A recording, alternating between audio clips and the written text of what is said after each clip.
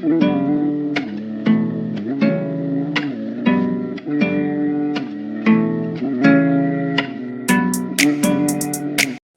മനുഷ്യർ അങ്ങനെയാണ്.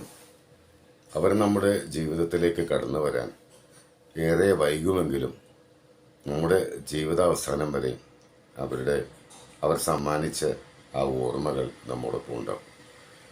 അത് ഒരുപക്ഷെ അവരുടെ സമീപന രീതിയും അവർ സമ്മാനിച്ച് മറക്കാനാവാത്ത ഓർമ്മകളുമായിരിക്കാം അത്.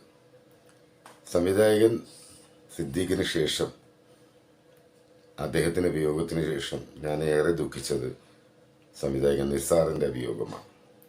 ഞാൻ നിസാറിൻ്റെ രണ്ട് സിനിമകൾക്ക് രചന നിർവഹിച്ചിട്ടുള്ളൂ. ഒന്ന് അച്ഛൻ രാജാവ് അപ്പൻ ജേതാവ് സിനിമയും ഒന്ന് പടനായകൻ. രണ്ട് സിനിമയും സാമ്പത്തികമായിട്ട് വിജയമായ സിനിമയാണ്. ഞാൻ നിസാറിനെ പരിചയപ്പെടുന്നത് തുളസീദാസിന് വേണ്ടി ഞാൻ സുന്ദരി നീയും സുന്ദരൻ ഞാൻ എന്ന് പറഞ്ഞൊരു സിനിമയ്ക്ക് രചന നിർവഹിച്ചു. ആ സിനിമയുടെ ഷൂട്ടിങ്ങിനോടനുബന്ധിച്ചാണ് ഞാൻ നിസാറിനെ കാണുന്നത്. നിസാർ അന്ന് കലാമൂല്യമുള്ളൊരു സിനിമ സുദിനം ചെയ്ത് വളരെ നല്ലൊരു സിനിമയായിരുന്നു. ജയറാമും സുധീഷൊക്കെ അഭിനയിച്ചൊരു സിനിമ. ആ സിനിമയ്ക്ക് ശേഷം നിസാർ ത്രീമൻ ആർമി എന്നൊരു ബോക്സ് ഓഫീസ് ഇട്ടൊരു സിനിമ ചെയ്തു. ഇന്ദ്രൻസിനെയും മറ്റേ കോമഡി താരങ്ങളെയൊക്കെ വെച്ചുകൊണ്ട് അത് വളരെയധികം ഹിറ്റായ ഒരു സിനിമയാണ്. നിസാറിനെ സംബന്ധിച്ച് പറയുകയാണെന്നുണ്ടെങ്കിൽ നിസാർ ചങ്ങനാശ്ശേരിക്കാരനാണ്. അദ്ദേഹത്തിൻ്റെ വിദ്യാഭ്യാസം എല്ലാം പഠനം പൂർത്തീകരിച്ചതിന് ശേഷം അദ്ദേഹം പഠിച്ചുകൊണ്ടിരിക്കുമ്പോഴും നാടകത്തിനോടുള്ള വലിയൊരു ആരാധനയായിരുന്നു അദ്ദേഹത്തിന്. നാടകമെന്ന മഹത്തരമായ കലയെ അദ്ദേഹം അത്രയധികം ആരാധിച്ചിരുന്നു. അദ്ദേഹം നാടകം സംവിധാനം ചെയ്തിരുന്നു. പഠനത്തിന് ശേഷം ഒരു സമിതിയൊക്കെ ഉണ്ടായിരുന്നു തോന്നുന്നത്. അതിനുശേഷമാണ് അദ്ദേഹം ചലച്ചിത്ര മേഖലയിലേക്ക് വരാൻ വേണ്ടി അദ്ദേഹം PN മേനോൻ്റെ അസിസ്റ്റൻ്റായിട്ട് പ്രവർത്തിച്ചു. അപ്പം മേനോൻ സാറിൻ്റെ കൂടെ ധാരാളം അസിസ്റ്റൻസ് ഉള്ളത് കൊണ്ട് നിസാറിന് അങ്ങനെ കൂടുതൽ അദ്ദേഹത്തിൻ്റെ കഴിവുകൾ പ്രകടിപ്പിക്കാൻ സാധിച്ചില്ല.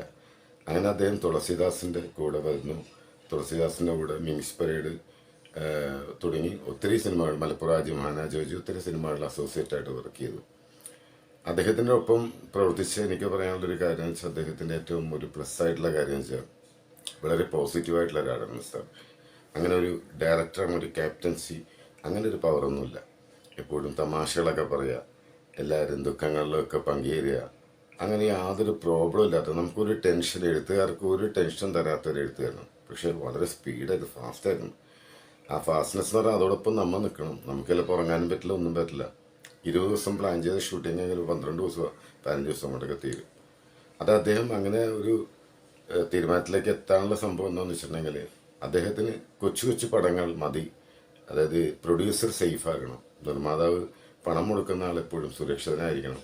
അദ്ദേഹത്തിന് സിനിമ ഓടിയില്ലെങ്കിൽ തന്നെയും മുടക്കിയ കാശ് കിട്ടണം എന്നുള്ളൊരു ചിന്താഗതി ഉണ്ടായിരുന്നു. അതുകൊണ്ട് അദ്ദേഹം നമ്പർ ഓഫ് ഡേയ്സ് വളരെ കുറച്ചാണ് അദ്ദേഹം ഷൂട്ട് ചെയ്തിരുന്നത്. ജയശ്രീകുമാറിൻ്റെയൊക്കെ 10-30 സീനൊക്കെ ഒരു ദിവസം 1.5 ദിവസം കൊണ്ടൊക്കെ അദ്ദേഹം ഷൂട്ട് ചെയ്യാനുണ്ട്. ഞാൻ സത്യത്തിൽ അത്ഭുതപ്പെട്ടു വീണു. പിന്നെ ഷോർട്ടിൻ്റെ കാര്യത്തിലൊന്നും യാതൊരു കോംപ്രമൈസും ഇല്ല. സമയം കിട്ടുമെങ്കിലൊക്കെ കൂടുതൽ ഷോർട്ട്സൊക്കെ എടുത്ത് വെക്കും, അല്ലെങ്കിൽ അദ്ദേഹം വളരെ ഫാസ്റ്റായിട്ട് തന്നെ ചെയ്യും. അദ്ദേഹം സംവിധാനം ചെയ്ത സിനിമകളൊന്നും എനിക്ക് തോന്നുന്നത് നിർമ്മാതാക്കൾക്ക് ഒരു സാമ്പത്തിക ബാധ്യതയൊന്നും ഉണ്ടായിരുന്നില്ല എന്ന് എനിക്ക് തോന്നുന്നു. കാരണം മിക്ക സിനിമകളൊക്കെ മുടക്കിയ പണം ലഭിച്ച സിനിമകളാണ്. അവസാന കാലഘട്ടങ്ങളിൽ മാത്രം, അത് കാലം മാറിയതുകൊണ്ടാകാം ചിലപ്പോൾ ചെറിയ പടങ്ങളൊക്കെ ബുദ്ധിമുട്ടായി. പിന്നെ അദ്ദേഹത്തിൻ്റെ ഏറ്റവും വലിയ പ്രത്യേകത എന്ന് വെച്ചാൽ ആര് ചാൻസ് വെച്ചിട്ട് ആര് വന്നാലും സിനിമയിൽ അവരെയൊക്കെ അദ്ദേഹം സ്വാഗതം ചെയ്യുമായിരുന്നു. അവർക്കൊക്കെ ചെറിയ വേഷങ്ങളൊക്കെ ചിലപ്പോൾ കൊടുക്കും അദ്ദേഹം. അവരോടൊന്നും ഒരിക്കലും ഒരു ഇൻഡിഫറൻ്റ് ആയിട്ട് അദ്ദേഹം പെരുമാറിയിരുന്നില്ല. അല്ലെങ്കിൽ നന്നായിട്ട് അഭിനയിക്കാൻ കഴിവുള്ളവരാണെങ്കിൽ അവരെയൊക്കെ അദ്ദേഹത്തിൻ്റെ അടുത്ത സിനിമകളിൽ കാണാൻ വരുന്നു.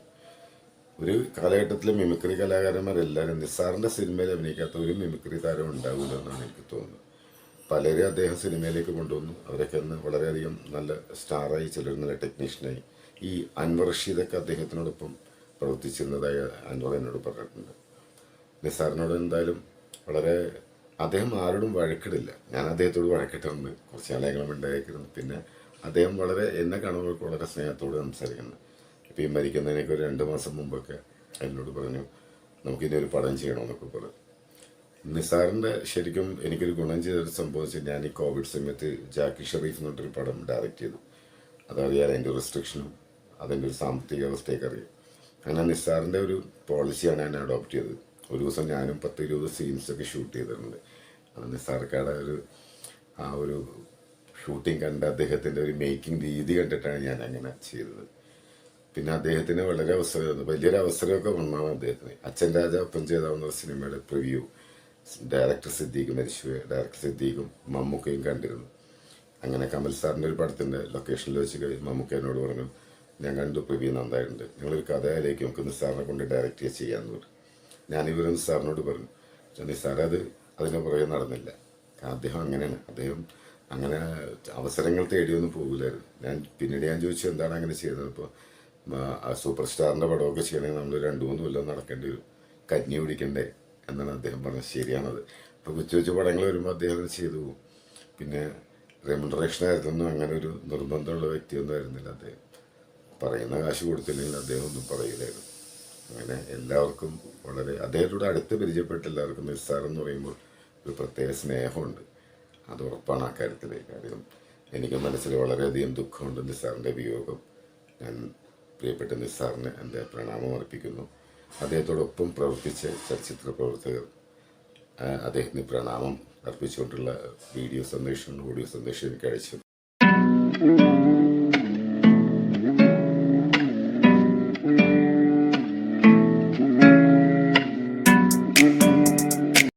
ഇന്നലെ നമ്മളിൽ നിന്നൊക്കെ വിട്ടുപോയ നിസാർ എന്ന സംവിധായകനെ കുറിച്ച് 2 വാക്ക് പറയുവാൻ വേണ്ടിയാണ്. നിസാറിന്റെ മരണം എന്നെ വല്ലാതെ വേദനപ്പെടുത്തി. കാരണം കൂടെയുള്ളവർ ഓരോരുത്തരും ഇങ്ങനെ പോകുമ്പോൾ വേദന ഉണ്ടാകും. പക്ഷെ എന്നാലും നിസാറിന്റെ കാര്യത്തിൽ അതിലൊക്കെ കൂടുതലാണ്. കാരണം എൻ്റെ മിമിസ് പരേഡ് മുതൽ ഇങ്ങോട്ട് മലപ്പുറം ഹാജി മഹാന ജോജി എന്ന സിനിമ വരെ എൻ്റെ കൂടെ അസോസിയേറ്റ് ഡയറക്ടറായിട്ട് വർക്ക് ചെയ്ത ആളാണ് നിസാർ. കാരണം അതിൻ്റെ കൂടെ താഴെ വർക്ക് ചെയ്താണ് ജോണി ആൻ്റണി, ശ്രീകണ്ഠൻ ഒക്കെ, തങ്കപ്പൻ. അപ്പോൾ നിസാറ് ഉള്ള നിസാറിൻ്റെ ഒരു രീതി എന്ന് പറയുന്നത് വളരെ സൗമ്യമായിട്ട് എല്ലാവരോടും നല്ല രീതിയിൽ പെരുമാറാൻ അറിയാവുന്ന ഒരാളാണ്. അതൊരു അസോസിയേറ്റ് ഡയറക്ടറെ സംബന്ധിച്ച് അത് ആവശ്യമാണ്. ആർട്ടിസ്റ്റുകളായിരുന്നാലും ശരി, ടെക്നീഷ്യന്മാരുടെ ആയിരുന്നാലും ശരി, ഒരു ഡയറക്ടറായ ആളോട് പോലും ബഹുമാനത്തോടുകൂടി സംസാരിക്കുവാനും ഒക്കെ. ഡയറക്ടർ പക്ഷേ ചില സമയങ്ങളിൽ ദേഷ്യപ്പെട്ടാൽ പോലും അത് മനസ്സിൽ വയ്ക്കാതെ സന്തോഷത്തോടുകൂടി അത് വീണ്ടും കാര്യങ്ങൾ നോക്കി നടത്തുന്ന ഒരാളായിരുന്നു നിസാർ. അപ്പോൾ എൻ്റെ ഒരു ടീം എന്ന് പറഞ്ഞാൽ, ഞാൻ വർക്ക് ചെയ്തുകൊണ്ടിരിക്കുമ്പോൾ എൻ്റെ ടീം വളരെ സന്തോഷമുള്ള ഒരു ടീമാണ്. ഒരു കുടുംബത്തിലെ ബ്രദേഴ്സുകൾ ഒരുമിച്ച് നിൽക്കുന്ന ഒരു അനുഭൂതിയായിരുന്നു എനിക്കുണ്ടായിരുന്നത്. അത് മറ്റ് ജോണിയോടൊക്കെ ചോദിക്കുമ്പോൾ അറിയാൻ പറ്റും. കാരണം അത്രയും നല്ല രീതിയിൽ നല്ല വർക്കാണ്, നല്ല ചാർട്ടിങ്ങാണ്. പിന്നെ ലൊക്കേഷനിൽ കറക്റ്റായിട്ട് എൻ്റെ വർക്കിൽ എൻ്റെ കൂടെ ഫോളോ ചെയ്ത് നിൽക്കാൻ പറ്റിയ ഒരു അസോസിയേറ്റ് ഡയറക്ടറായിരുന്നു. സ്നേഹത്തിൻ്റെ കാര്യത്തിലും അതുപോലെ തന്നെ പ്രവൃത്തിയുടെ കാര്യത്തിലും ഒക്കെ തന്നെ നല്ലൊരു ആളായിരുന്നു നിസാർ.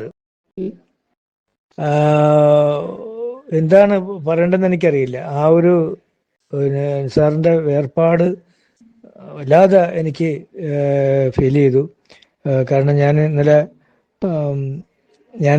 ചങ്ങനാശ്ശേരിയിൽ പോയിരുന്നു, ബോഡി കണ്ടു. അവിടുന്ന് ഖബറടക്കം കഴിഞ്ഞ ശേഷമാണ് ഞാൻ തിരിച്ച് തിരുവനന്തപുരത്തേക്ക് വന്നത്. ഇപ്പോഴും ആ മുഖം എന്നെ വല്ലാതെ ഫോളോ ചെയ്യുകയാണ്. കാരണം ആ കിടപ്പ്, ആ മുഖത്തിൻ്റെ എപ്പോഴും ഒരു വല്ലാത്തൊരു ചിരിയും നടത്തയും ഒരു മേലോട്ട് നോക്കിയുള്ള ഒരു നടത്തയും ഒക്കെ ഒരു മനസ്സിൽ നിന്ന് വിട്ടുപോകാതെ നിൽക്കുകയാണ്. എന്ത് ചെയ്യാനാ, മനുഷ്യൻ്റെ ഓരോ അവസ്ഥകൾ. മരണം നമ്മൾ ക്ഷണിക്കാതെ വരുന്ന ഒരു അതിഥിയായി ആണ് എന്ന് എല്ലാവരും പറയുന്നത് ശരിയാണ്. എപ്പോൾ, എങ്ങനെ, എവിടെ വെച്ച് എന്നൊന്നും പറയാൻ പറ്റില്ല. അതുപോലെ നിസാറിനെയും കൊണ്ടുപോയി. അതൊരു വേദന തന്നെയാണ് എനിക്ക്. നിസാറിൻ്റെ ആത്മാവിന് ശാന്തി ലഭിക്കട്ടെ എന്ന് മാത്രം പറഞ്ഞുകൊണ്ട് ഞാൻ എൻ്റെ ഈ വാക്കുകൾ ചുരുക്കുക.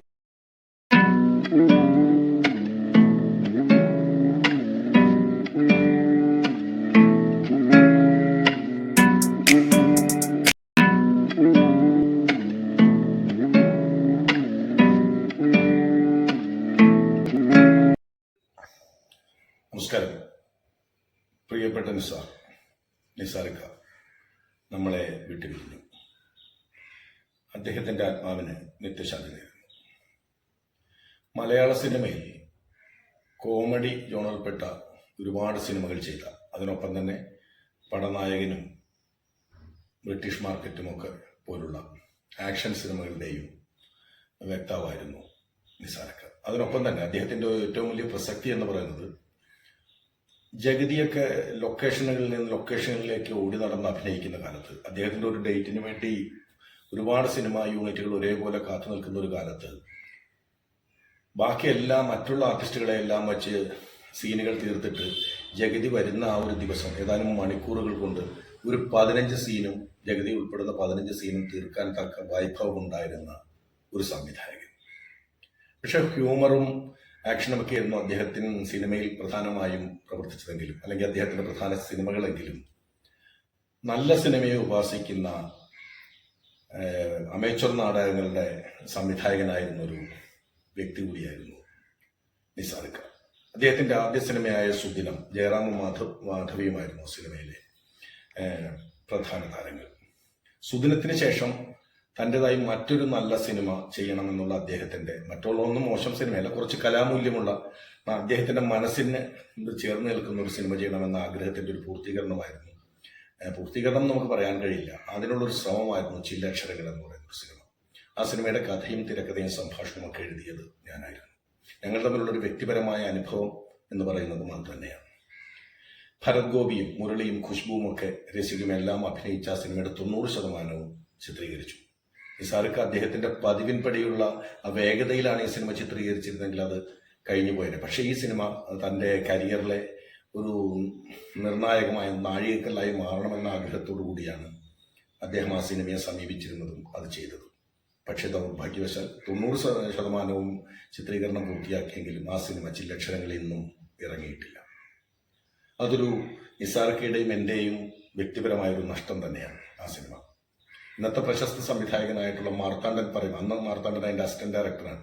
അതിൻ്റെയൊക്കെ ഡബ്ബിംഗ് നടക്കുന്ന സമയത്ത് ഭരത് ഗോപി പലപ്പോഴും ചോദിക്കുമായിരുന്നു, ഇത് ഒരു നല്ല സിനിമ തന്നെയായി നിസാറിനെ സംബന്ധിച്ചിടത്തോളം, അല്ല ഇത് എഴുത്തുകാരനെ സംബന്ധിച്ചിടത്തോളം അവരുടെ ലൈഫിലൊരു വലിയ നേട്ടം തന്നെയായിരിക്കും ഈ സിനിമ എന്ന് ഭരത് ഗോപി സാർ പലപ്പോഴും പറയുകയും ചില ഡയലോഗുകൾ പറഞ്ഞ ശേഷം അദ്ദേഹം സ്വയം അറിയാതെ കരയുകയും ചെയ്യുന്ന സന്ദർഭങ്ങൾ ഉണ്ടായിട്ടുണ്ട് എന്ന് മാർത്താണ്ഡൻ പറഞ്ഞിരുന്നു.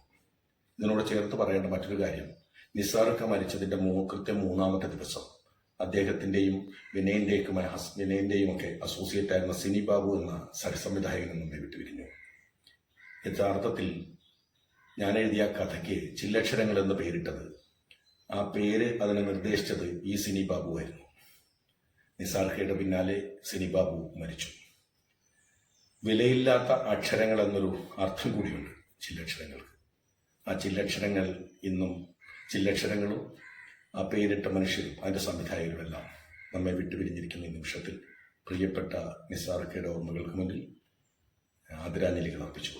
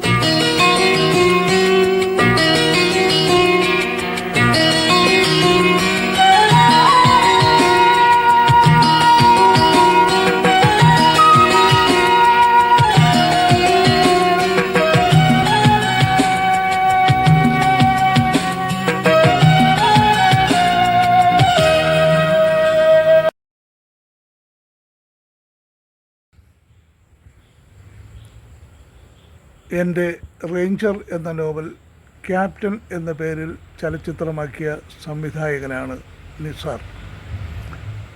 നിസാറിൻ്റെ സംവിധായന പാടവം ആ ചലച്ചിത്രത്തിൽ വളരെ വ്യക്തമായിരുന്നു. അക്കാലത്തെ ചെറിയ പ്രൊഡ്യൂസർമാർക്ക് ഒരു അഭയമായിരുന്നു സംവിധായകൻ നിസാർ.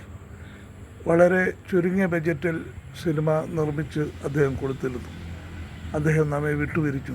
പ്രണാമം. നിസാർക്കെ ഞാൻ ആദ്യമായിട്ട് പരിചയപ്പെടുന്നത് ഉണ്ണിപ്പിള്ള സാറിൻ്റെ വീട്ടിൽ വെച്ചാണ്. ഉണ്ണിപ്പിള്ള സാർ എന്ന് പറഞ്ഞാൽ ചാനശ്ശേരിയിലെ ഒരു രസികനായ കലാകാരനായിരുന്നു. ഈ കലാകാരന്മാരെ പ്രോത്സാഹിപ്പിക്കുകയൊക്കെ ചെയ്യുന്ന അദ്ദേഹത്തിൻ്റെ മകനാണ് കൃഷ്ണപ്രസാദ്. ഈ കൃഷ്ണപ്രസാദ് അഖില കേരള ബാലിയൻ സഖ്യത്തിൽ പ്രവർത്തിച്ചിരുന്നു. ഞങ്ങൾ ഒരുമിച്ച് പ്രവർത്തിച്ചിരുന്നുകൊണ്ട് ഇടയ്ക്ക് കൃഷ്ണപ്രസാദിനെ കാണാൻ പോകും. അങ്ങനെയാണ് ഞാൻ നിസാർക്ക് ജീവിതത്തിൽ ആദ്യമായിട്ട് കാണുന്നതും പരിചയപ്പെടുന്നു. പിന്നീട് കവിയൂർ ശിവപ്രസാദ് സാറിൻ്റെ അസിസ്റ്റൻ്റ് ആയിട്ടും ആലപ്പി രംഗൻചേട്ടൻ്റെ അസിസ്റ്റൻ്റൊക്കെ ആയിട്ടൊക്കെ നിസാർക്ക് വർക്ക് ചെയ്തിരുന്നു. കൂടുതൽ സമയം എനിക്ക് തോന്നുന്നു അദ്ദേഹം അസിസ്റ്റൻ്റായിട്ടും അസോസിയേറ്റായിട്ടും വർക്ക് ചെയ്തത് തുളസിദാസ് സാറിൻ്റെ കൂടെ. അപ്പോൾ അങ്ങനെ ഒരു നല്ല സൗഹൃദം ഉണ്ടായിരുന്നു. ഞങ്ങൾ ചങ്ങനാശ്ശേരിയിലെ സാധാരണ സിനിമക്കാരെ, മീഡിയം സിനിമക്കാരെല്ലാം കൂടെ ഒത്തുകൂടുന്നൊരു സ്ഥലം ഉണ്ടായിരുന്നു. പെരുന്ന ജംഗ്ഷനിലുള്ള സതീശൻ്റെ എസ് ടി ഡി ബൂത്ത്.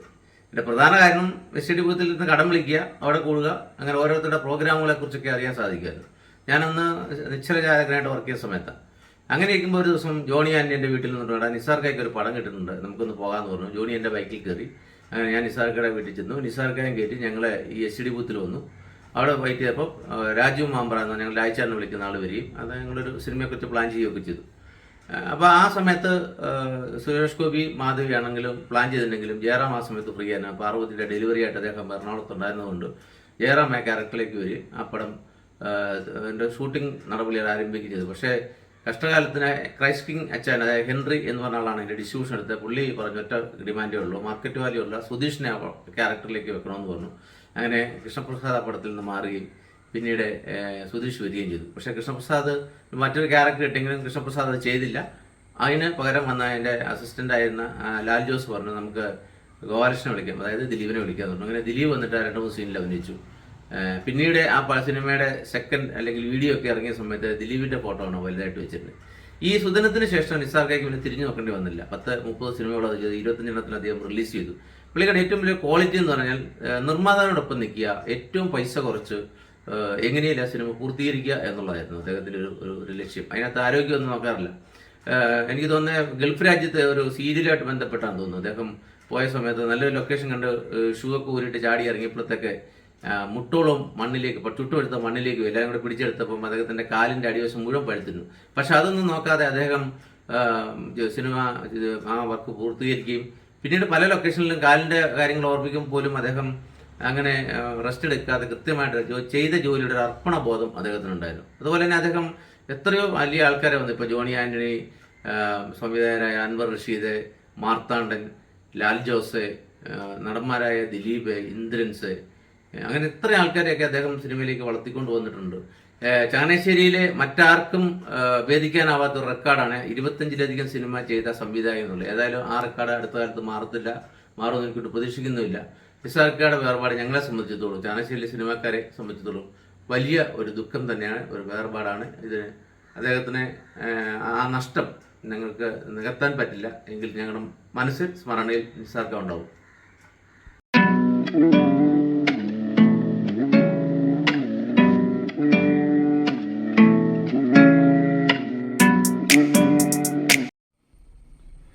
നിസാറൊക്കെ കുറിച്ചുള്ള ഓർമ്മകൾ, നിസാറൊക്കെ വിളിച്ചാൽ വിളിപ്പുറത്തുണ്ട് എന്ന് വിശ്വസിക്കാനാണ് എനിക്കിഷ്ടം. കാരണം ആ മോനെ എന്നുള്ള വിളി ഒരിക്കലും മറക്കാൻ പറ്റുന്നില്ല. 6 വിരലുകൾ, ഡാൻസ്, ലാഫിങ് അപ്പാർട്ട്മെൻറ്റ്, ബുള്ളറ്റ് തുടങ്ങിയ ഒരു 8ഓളം ചിത്രങ്ങൾ ഞാൻ നിസാർക്കോടെ അഭിനയിച്ചിട്ടുണ്ട്. സിനിമയിൽ ഏത് സംശയവും ചോദിക്കാവുന്ന, എന്തും ചോദിക്കാവുന്ന, സിനിമയെക്കുറിച്ച് എന്തും ചോദിക്കാവുന്ന ഒരു നിഘണ്ടു തന്നെയായിരുന്നു നിസാർക്ക. അദ്ദേഹം നമ്മളെ വിട്ടുപിരിഞ്ഞു പോയിട്ടില്ല എന്ന് തന്നെ വിശ്വസിക്കാം.